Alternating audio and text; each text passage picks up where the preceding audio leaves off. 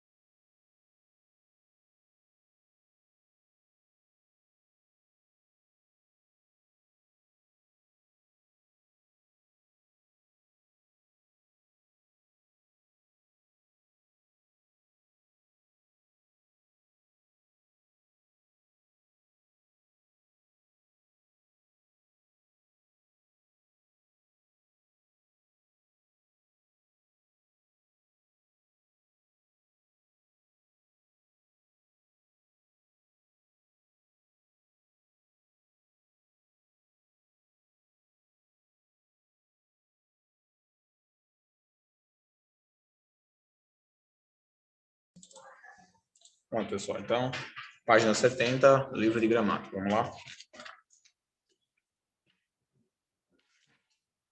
Aqui a gente já está falando sobre os casos especiais de concordância verbal. Para facilitar para vocês, como eu tinha dito, eu preparei esse documento aqui. Deixa eu mostrar para vocês aqui. Pronto, preparei esse documento aqui que fala justamente sobre os casos onde vocês podem optar por escolher ou um ou outro. Vocês podem escolher aí se vocês querem utilizar o verbo no singular ou o verbo no plural, tá? O primeiro aqui, quando o sujeito vier seguido de expressões que indicam um conjunto de algo, como, por exemplo, um conjunto de tecidos estava à venda. Então, aqui, ó, estava. Eu não preciso colocar o verbo no... eu não preciso colocar ele no plural, tá? Porque aqui eu posso escolher com quem eu vou concordar. Então, aqui fica opcional, tá bom? Um conjunto de tecidos estava à venda. Outro exemplo disso aí seria, por exemplo...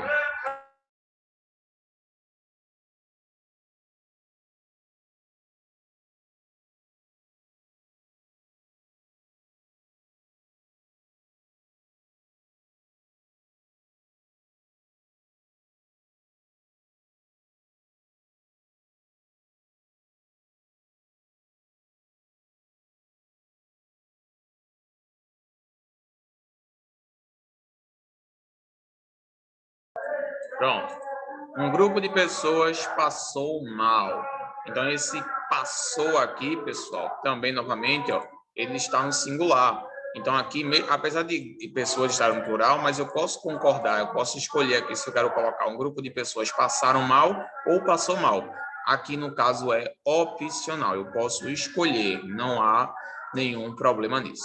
Beleza? Um grupo de pessoas passou mal. Muito bem. Vamos lá. Segundo, nesse caso, quando o sujeito vem seguido de expressões de fração, quando ele vem seguido de expressões que indiquem fração, como, por exemplo, até uma parte mesmo, né, pode ser assim, uma fração de crianças estava na rua, né? Metade dos vamos botar aqui, metade das tribos, pronto. Metade das tribos foi ou foram reorganizadas, entendeu? Então, quando vier falando de fração, eu também posso escolher se eu quero colocar no singular ou no plural. Fica a sua escolha, tá bom? Metade das tribos foi ou foram reorganizadas, tá bom? É opcional também. Estava ou estava. Aqui a mesma coisa. Foi ou foram reorganizados. Beleza? Opcional também. E agora a gente vai para o terceiro. O terceiro diz o seguinte: quando o sujeito vem flexionado por um dos que, vocês já devem ter ouvido essa expressão, muito conhecida, né? Um dos que, por exemplo, uma das crianças que estava ou que estavam lá. Também é possível. Você pode colocar aqui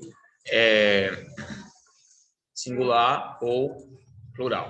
Também é opcional. Você pode escolher qual você vai colocar. Nesse caso, ele aceita ambas as concordâncias, tanto no singular quanto no plural. Uma das crianças que estava e que estavam. Tá? Você pode escolher quando tiver essa expressão, um dos que, tá bom? Aí é possível você colocar as duas concordâncias, beleza? Vamos lá. Quarto, quando o sujeito é colocado depois do verbo. Quando o sujeito é colocado depois do verbo. Se o sujeito for posto depois do verbo, você também tem essa opção, só que não é muito comum, tá? Até no livro de vocês mesmo ele dá um exemplo aí. O exemplo que ele der é o seguinte.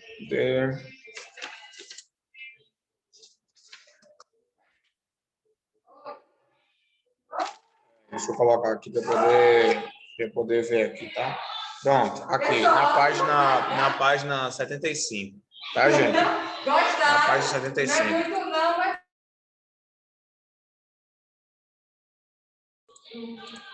Tá na página 75, beleza, gente? Aí tá aqui, o primeiro quesito. Primeiro exemplo. O sujeito composto é colocado depois do verbo. Aí vocês têm aqui o exemplo. Do lado da Alemanha, lutou a Bulgária e o Império Turco Otomano. É também possível, mas eu não aconselho, tá, gente? Até porque ele pode ser visto de forma, talvez assim, não muito boa. Portanto, eu não aconselho, não. Eu aconselho que vocês usem realmente no plural, mas, gramaticalmente falando, também é possível que você faça isso, tá bom? Então, por exemplo, na luta contra a Covid, lutou o Ministério da Saúde junto à população. Então, nesse caso aí também, ó, lutou. Tá vendo que é quase o mesmo aqui, ó. É quase a mesma coisa, tá bom? Mas aí eu ainda acho melhor vocês colocarem no plural, mas é opcional, né? Vocês que vão saber aí qual vocês vão achar melhor, mas não quer dizer que esteja errado. É uma questão mais de hábito mesmo, que as pessoas estão mais acostumadas a utilizar. Beleza? Pronto, vamos continuar aqui então agora o nosso livro. Abram aí na página 76. Não, perdão, gente. Página 74. Página 74. Abra aí, por favor. 74.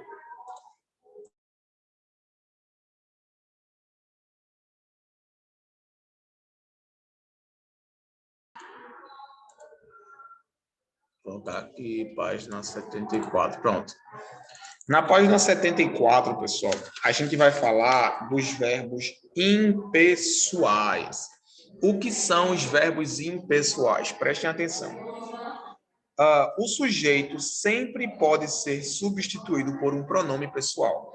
Assim, os verbos que apresentam sujeito são chamados de pessoais, exatamente porque são usados com pronomes pessoais, que determinam a sua flexão. Nesse raciocínio, chamamos de impessoais os verbos que não podem ser usados com esses pronomes, tá bom?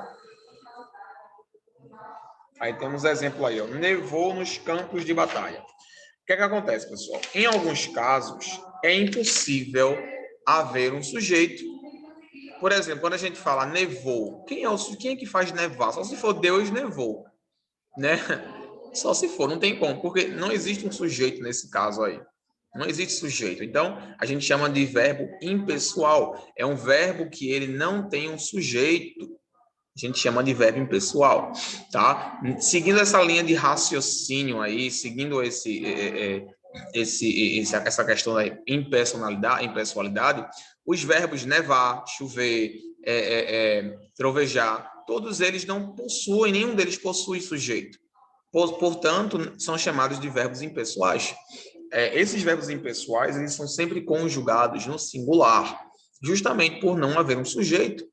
É diferente quem sabe no inglês, quem entende um pouco no inglês sabe que no inglês é substituído pelo it, né? Por exemplo, choveu, a gente fala it rained, né? A gente usa o verbo, o sujeito it, pronome it. No português nós não temos esse pronome, então a gente não usa nenhum sujeito, a gente usa o verbo normal, tá? Como se tivesse sem sujeito. Então, por exemplo, o verbo chover, a gente fala choveu ontem, tá? Choveu ontem. Então, vejam aqui que o verbo, ó, chover, ele vai sempre vir no singular, tá bom?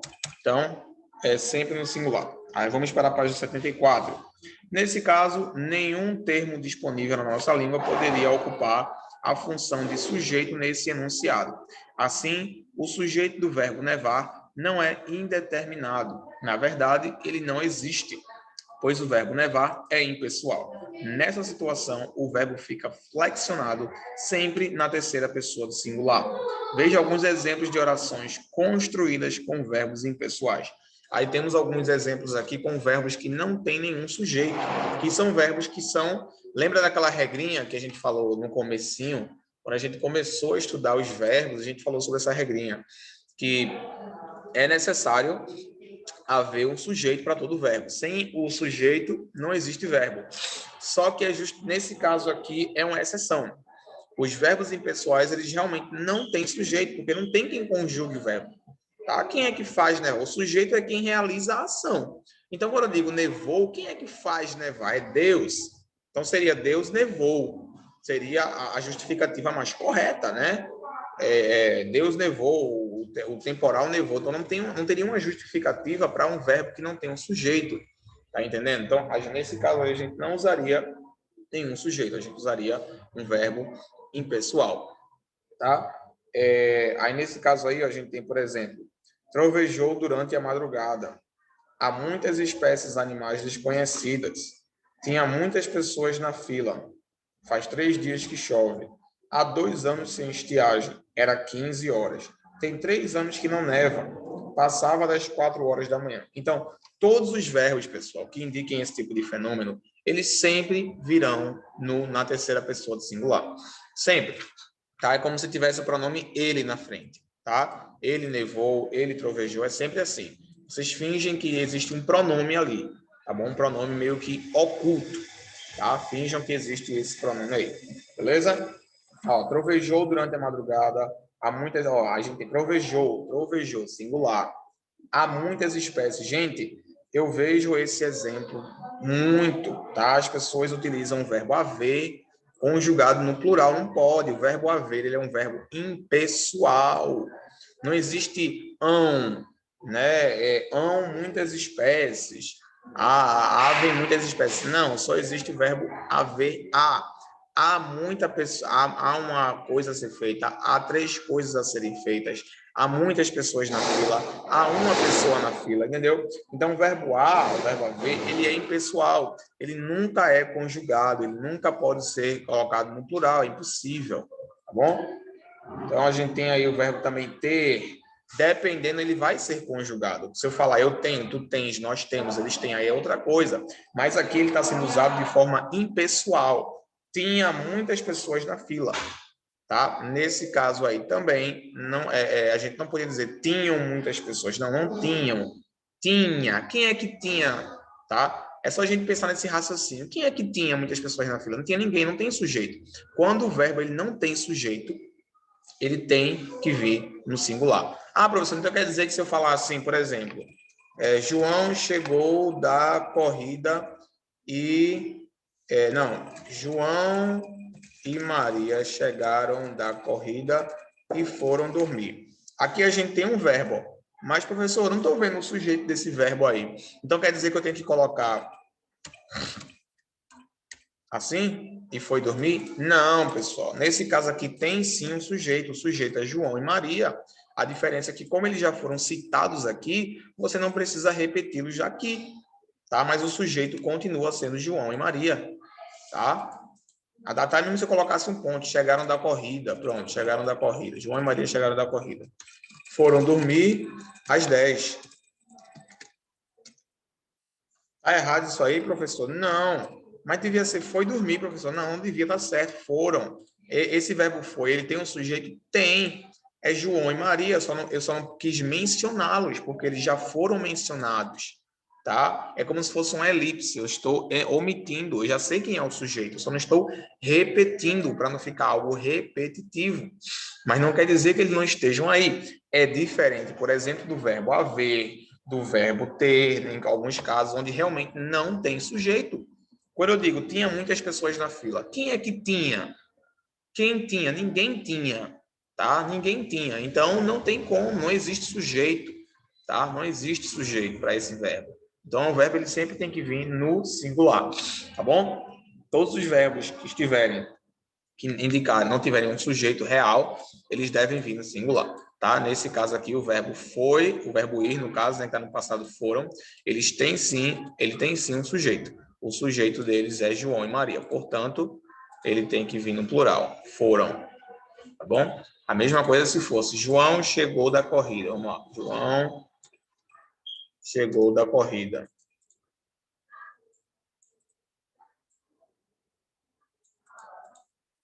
Foi dormir às 10. Pronto, estaria certo também.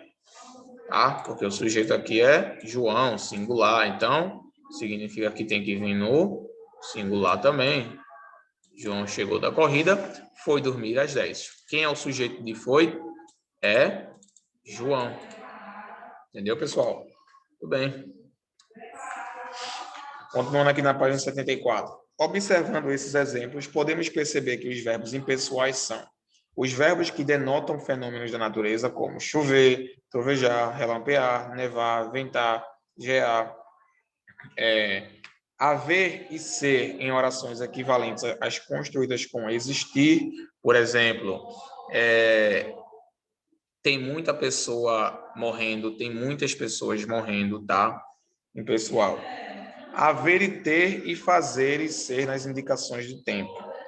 Passar mais do experimento tempo decorrido. Se haver, pessoal, e ter, indicando tempo, é, por exemplo, há 50 dias que eu não te vejo. E o exemplo, tem 20 dias que eu não te vejo. Faz 20 dias que eu não te vejo. É 30 dias de licença. Entendeu? Sempre vão vir no singular. No singular. Nunca faça fazem 20 dias. Não é fazem, é faz. Tá? Não existe esse fazem 20 dias. É faz 20 dias que eu não te vejo. Faz quase 2 semanas que nós estamos aqui. Faz um mês que a pandemia iniciou, faz um ano que a pandemia iniciou, entendeu? Então não existe esse fazem, tá bom? Tome muito cuidado com isso daí, beleza? Pronto. Agora, casos especiais de concordância com o sujeito composto, a gente já viu, tá? Pronto. Agora a gente vai para a página 76. Página 76. Vamos lá. Sujeito ligado por nem e nem. Vamos lá. Sujeito ligado por nem e nem. O verbo pode ficar no plural, concordando com os dois núcleos, ou pode concordar com o núcleo mais próximo. Nem a Inglaterra, nem a Alemanha quis ou quiseram abrir mão dos mercados consumidores. A gente volta agora para aquela nossa outra página lá, tá bom? Aqui, ó, eu estava explicando para vocês. Vou colocar aqui.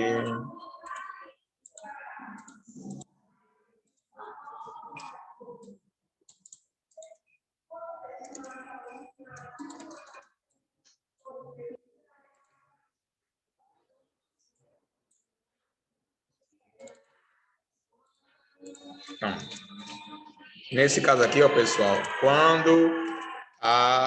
quando envolve a expressão nem e nem, tá? Nesse caso aí também você pode ficar à vontade para escolher. Por exemplo, nem a Alemanha e nem a Inglaterra decidiu ou decidiram voltar. Também nesse caso aí é opcional. Você pode optar por singular ou plural, tá bom? Aí temos os exemplos aí. Nem a Inglaterra, nem a Alemanha quiseram ou quis abrir mão do mercado de consumidores. Nem a Alemanha, nem a Inglaterra entraram ou entrou em acordo. Tá bom? Então, aí é como se fosse opcional. Você pode concordar com os dois, que é Alemanha e Inglaterra, plural, ou você pode concordar com o mais próximo, que seria Inglaterra. Tá? Se concordasse com o mais próximo, seria então singular, que é decidiu, e se concordasse com os dois, seria decidiram. Aí você escolhe qual você vai querer. É opcional, tá bom? Muito bem. Aí a gente tem aí agora concordância verbal e variação linguística. Página 77.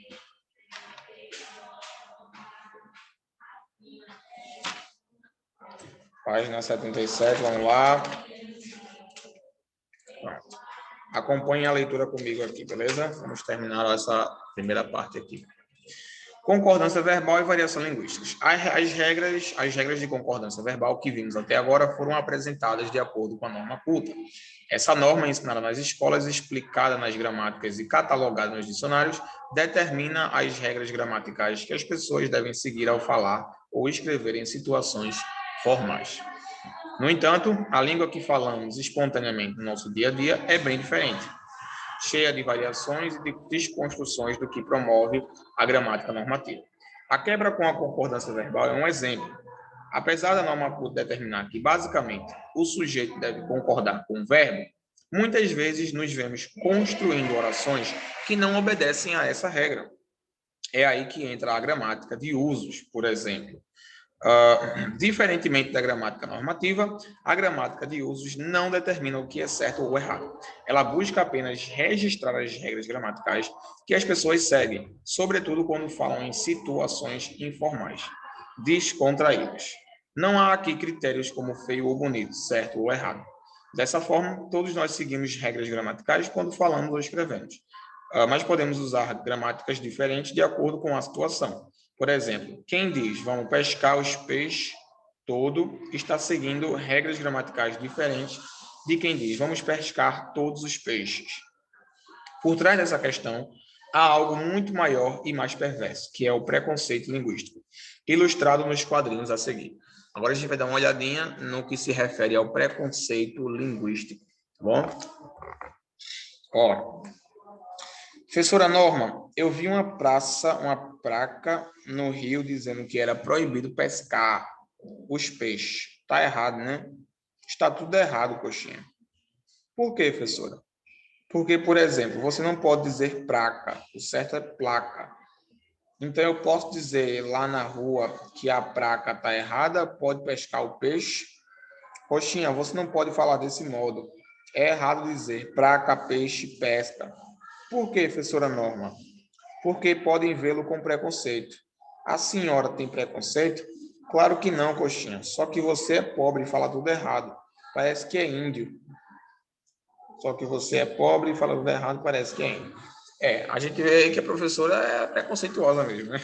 Então, aí foi um exemplo de preconceito linguístico, onde a professora norma, né, uma referência à gramática normativa, ela utiliza um termo um pouco ofensivo para se referir à forma que ele estava se comunicando, que a gente vê que é um hábito linguístico que ele criou, devido talvez à sua formação, devido ao seu ambiente de convívio, devido às pessoas com que ele conviveu, os locais que ele frequentou, enfim. Então, é um exemplo de preconceito linguístico sobre o qual eu já tratei com vocês, que é algo que deve ser combatido diretamente, porque afeta grande parte da nossa sociedade.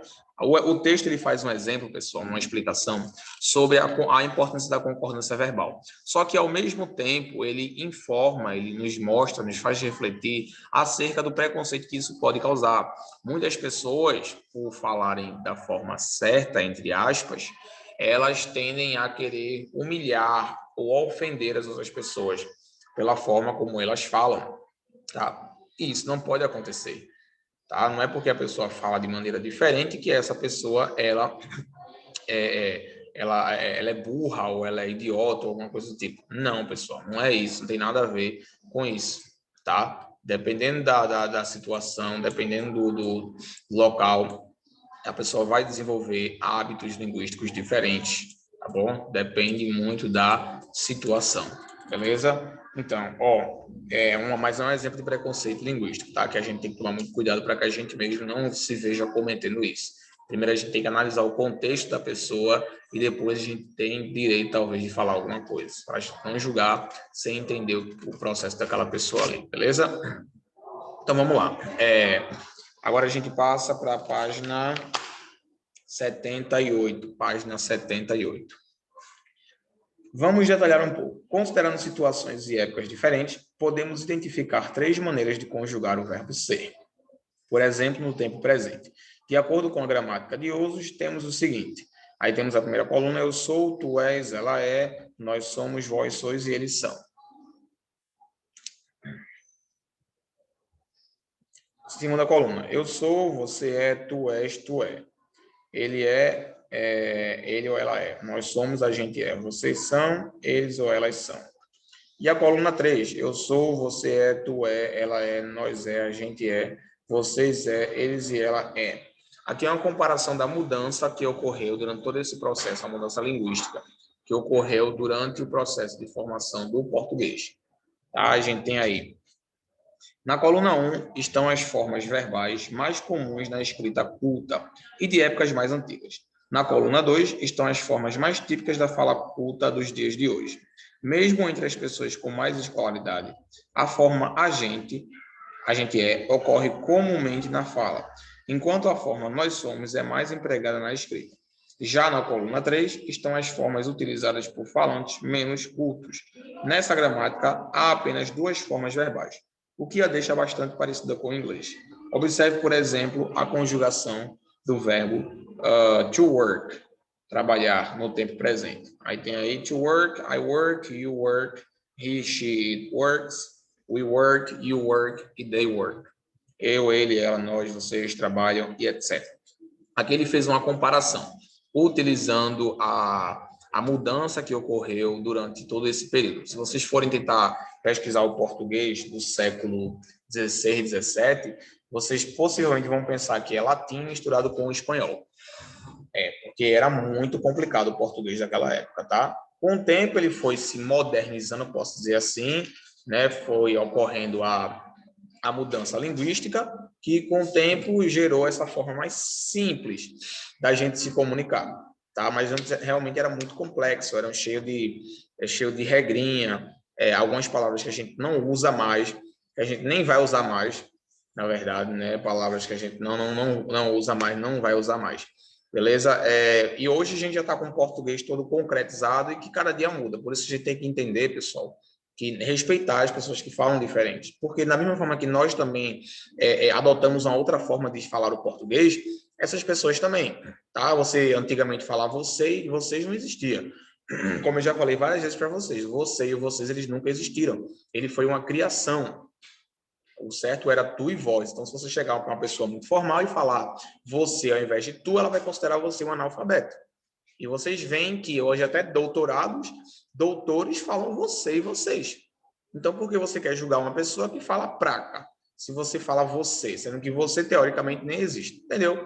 Então, pessoal, é questão de você entender, se colocar no lugar do outro e respeitar, tá? Então, a gente finaliza aqui, beleza? Na próxima aula, a gente vai ver os casos de concordância nominal, que é um pouco mais simples, eu posso dizer assim, do que a concordância verbal. Vamos fazer as atividades para também finalizarmos o nosso capítulo, esse quinto capítulo do livro, né? Como eu disse, a gente vai fazer uma regressão. A gente vamos começar do quinto capítulo e vamos descendo, né? Até o quarto, terceiro, segundo e o primeiro, beleza? Então, peço que vocês já deem uma olhada aí, estudem essas formas, a concordância nominal, porque o substantivo ele concorda com várias coisas, concorda com adjetivo, concorda com artigo, concorda com pronomes, concorda com várias coisas, tá? Então, vocês precisam se atentar bastante a isso. Então, estudem a página 79, estudem a página 80, que já dá um insight sobre o que a gente vai ver na próxima aula. Beleza, gente? Então, vamos ficar por aqui hoje. Espero que vocês tenham compreendido tudo. Espero que esteja sendo produtivo para vocês esse assunto aí, beleza? Próxima aula a gente continua falando mais sobre essa concordância nominal. Realizem algumas atividades de fixação sobre a concordância verbal para que vocês não venham a esquecer, tá bom? E não esqueçam também de passar o que a gente escreveu aqui para o caderno de vocês. Tudo o que foi passado aqui deve ser passado para o caderno de vocês, beleza? Vocês vão redigir no caderno. Não é para deixar no livro, não é para redigir no caderno. Tudo isso aqui que foi dito. Eu vou deixar mais uma vez aqui, tá? Para vocês. E em seguida a gente vai finalizar. Tá bom? Eu vou deixar um minuto aqui para vocês copiarem, passarem para o caderno. E em seguida eu finalizo a nossa transmissão. Tá bom, gente? Ótima semana para vocês. Deus abençoe todos vocês. Vejo vocês na nossa próxima aula de produção textual e espero vê-los novamente em breve, fisicamente, né? Pessoalmente, que é bem melhor. Tá bom, gente? Qualquer dúvida, estou à disposição de vocês lá no Slack. Vou mandar uma orientação acerca das entregas das atividades online. Peço que vocês também confiram para ficarem cientes de como vai funcionar essa entrega de atividades, beleza? Vejo vocês na próxima aula. Fiquem com Deus e até a próxima. Tchau, pessoal.